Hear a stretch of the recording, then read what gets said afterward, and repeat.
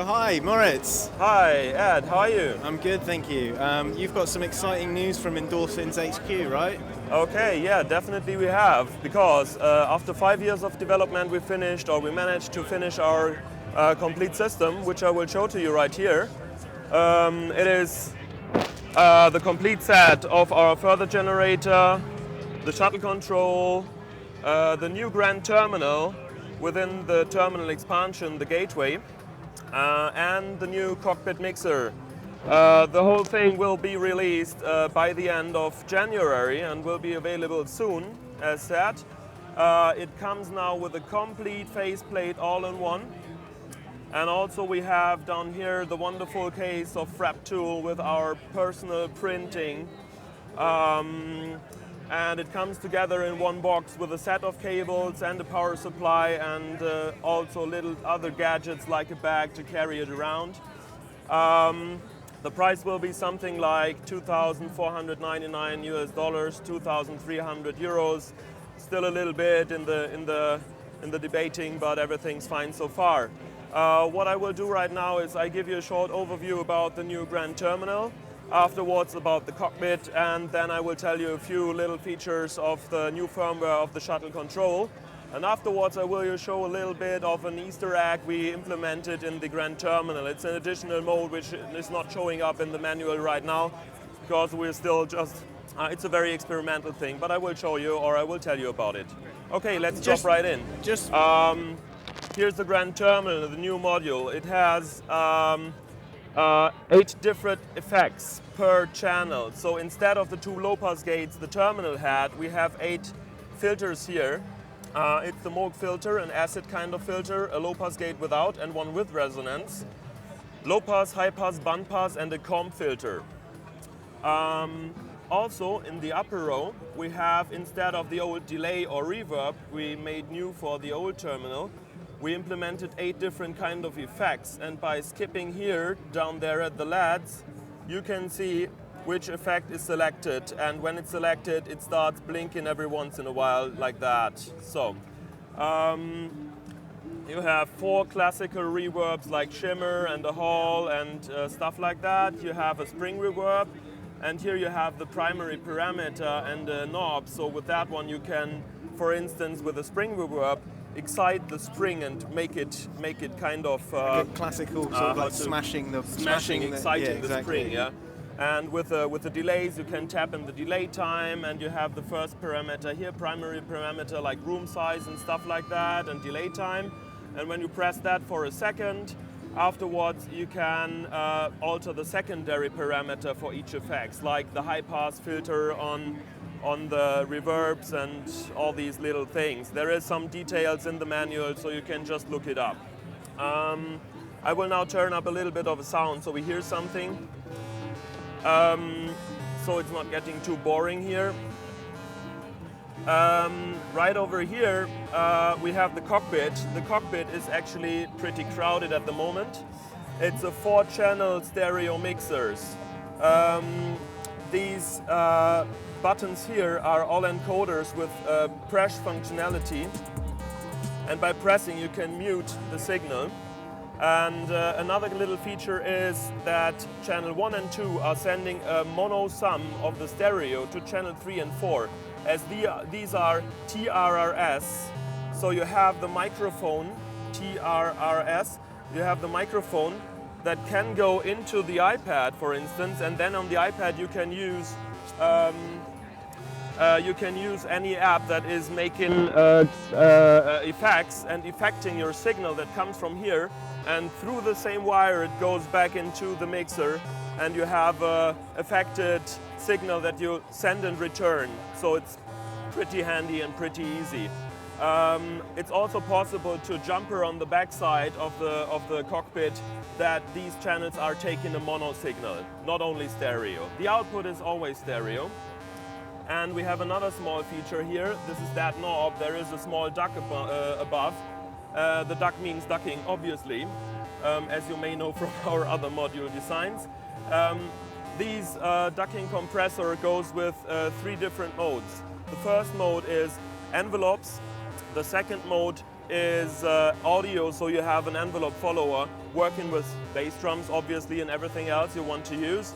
And the third mode is trigger mode. So trigger mode means you can input a clock or any trigger you want. And with the red knob from the ducking, you're setting the amount of decay that the trigger produces. And with each knob, by pressing and turning, each channel knob pressing and turning, decides how much amount of side chaining you want to apply to each channel separately. So that is pretty handy for working with interesting standard and also experimental clock settings and shuffle settings, so you can have very nice variations throughout your changing the beat maybe. Weird sort of side chaining through trigger patterns rather than just audio or envelopes. Exactly, that it is. So let's move over to the Shuttle Control. The Shuttle Control has a few new features in the firmware update number 3 already available on the website. In addition to the standards we already had, everything unipolar and bipolar. We also implemented some new things like a Pulsar Envelope, which is you send a MIDI note. The beginning of the MIDI note is just, steep attack, and with the velocity of the MIDI note, you decide how long the decay goes.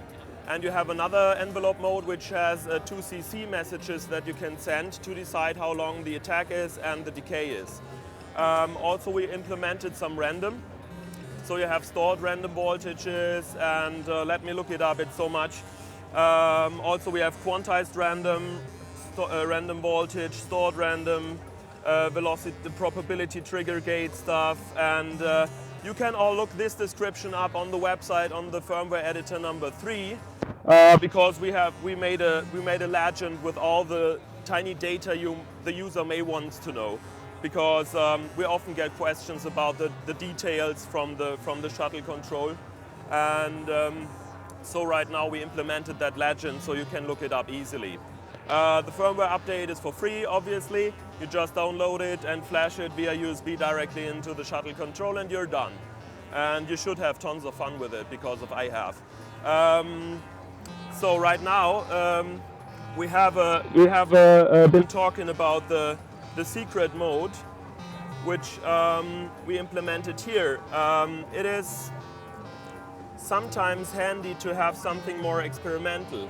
So whenever you set a value to a filter and skip the filter here, and you make a new setting of values and you skip again, every set of values is saved. So whenever you return to that filter, the setting is still there. And by pressing both of these knobs for a second, and you're entering a CV here, you see that it starts jumping around whenever a MIDI note arrives. I'm doing this with a random voltage here. So you can skip through the filters with CV, and the same thing you can do it for each channel separately by pressing these both knobs, and you can do it with the effects section by pressing 2 of the knobs simultaneously and then applying CV here. So now you're also skipping through the different effects. So you can have very kind of, let's listen to that.